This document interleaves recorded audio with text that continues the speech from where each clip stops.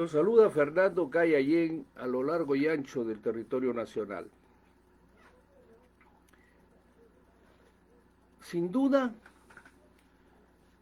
que lo que estamos viviendo no es sino la continuación repetitiva del abuso del poder oculto, confiado en que todos los peruanos estamos muertos, o como alguna vez un escritor, un literato, un periodista muy conocido dijo, que todos estábamos embrutecidos. Porque no se entiende de otra forma cómo podemos permitir tanto abuso, tanta forma de lucrar con el dolor y la vida de los peruanos. Lo que a mí más me preocupa, porque ya han escuchado en los medios de prensa, supongo, a los propios actores y todos dan sus versiones, me preocupa tremendamente que no tengamos capacidad de reacción y que estas situaciones son similares a otros escándalos que han parecido. Llámese Odebrecht, llámese los Vladivideos, y podríamos decirnos hoy día con extrañeza sí de la Fiscalía de la Nación y de la Fiscalía como institución, como organismo constitucional, no solo su lentitud, sino que diera la impresión de aquello que uno ha venido sosteniendo, que deja una sensación que el Ministerio Público está al servicio del poder oculto o de las grandes empresas del crimen organizado. Porque no entendemos por qué la rémora en sus investigaciones, por qué no dictar detenciones preliminares, por ejemplo, solicitadas con el juez, para que de repente los colaboradores eficaces aparezcan y nos den versiones que puedan ayudar a con rapidez actuar. El Congreso de la República sin duda que tiene la facilidad más efectiva para este caso en cuanto al artículo 100 de la Constitución, es decir, un impeachment político en el cual como conclusión se inhabilite al presidente Vizcarra y a otros personajes que están en el escenario público y además tienen derecho ante juicio, para que se les inhabilite por 10 años, que es el tope de lo que existe en nuestra legislación. Que nos debe llevar a meditar que para estos casos, por eso muchas veces hemos hablado, que los delitos de corrupción deben ser calificados como traición a la patria y que se permita que la inhabilitación sea de por vida. Fíjense ustedes, y fíjense los señores congresistas que todavía no han terminado su mandato, cuántas cosas están en el camino de enorme trascendencia por la que fueron elegidos después de disuelto el otro Congreso.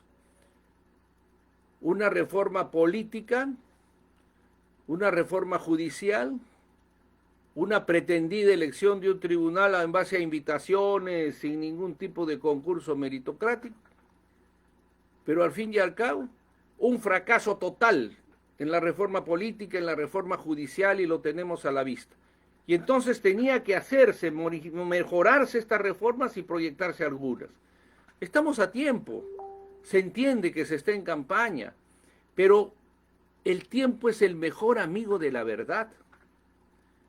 Y la verdad es que yo quisiera ver dónde están los que decían ayer que era inconstitucional la sucesión que se había dado en el Congreso hacia el señor Merino, que era igual a la del presidente Paniagua, mi amigo, y actualmente el presidente Sagasti.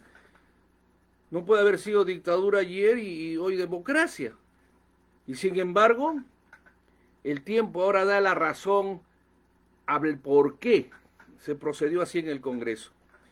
Lo que es incomprensible, mis queridos amigos, es que más de 100 congresistas que tuvieron y que ahora son reconocidos y que ellos mismos se autoaplauden, le dieron el poder a 15 congresistas, a una minoría total que es el Partido Morado que está en el poder, y que aparte de repartirse muchos cargos públicos entre familiares, etcétera, y oponerse a avances y desarrollos importantes para la República, tratan sin duda de tener una participación a la que quieren negar en todas estas situaciones que estamos viendo hoy día.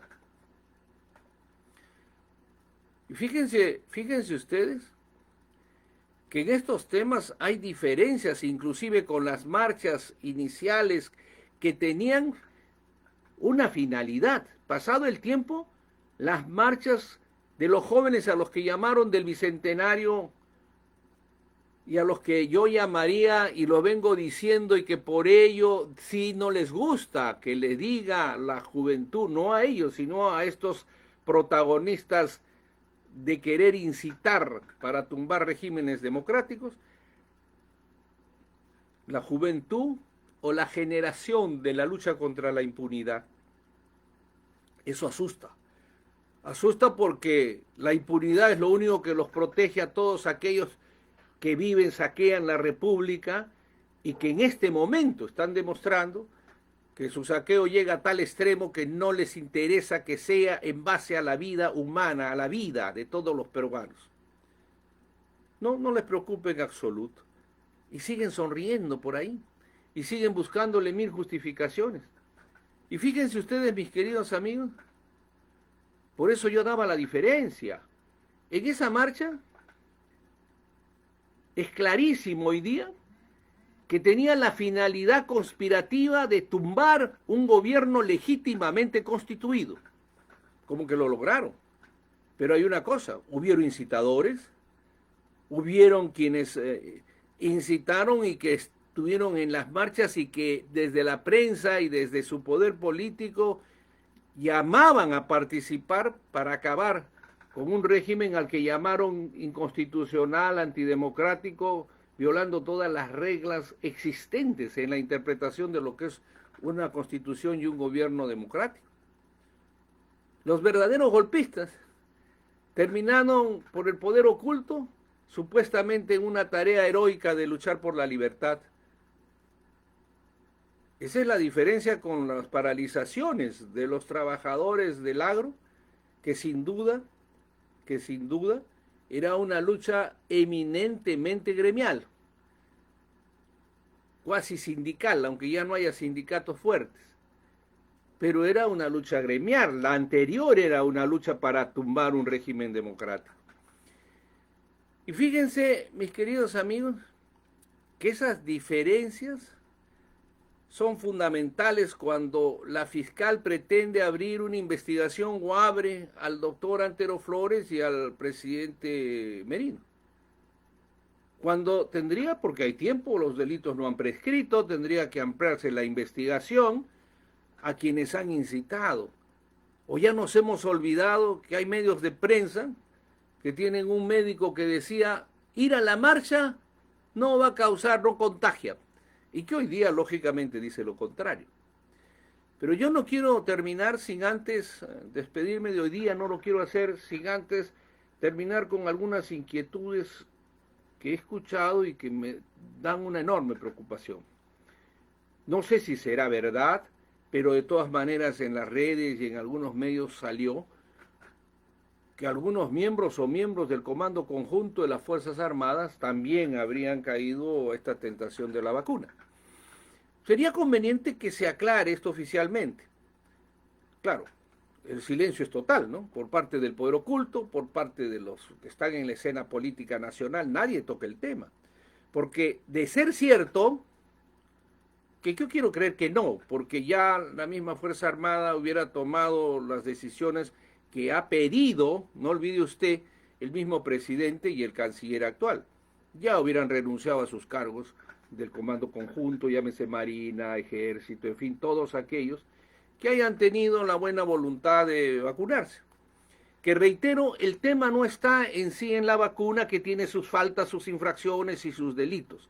El tema está en la corrupción que tiene que determinar y lo que vendría a ser con toda probabilidad dentro de la interpretación que ha venido dando el Ministerio Público a través de estos años, una posición de crimen organizado, que eso corresponderá en la acusación constitucional en cuanto a los ilícitos, pero repito, el impeachment que puede ser mucho más rápido para la inhabilitación es por razones políticas, contemplada en el artículo 100 de nuestra Constitución Política.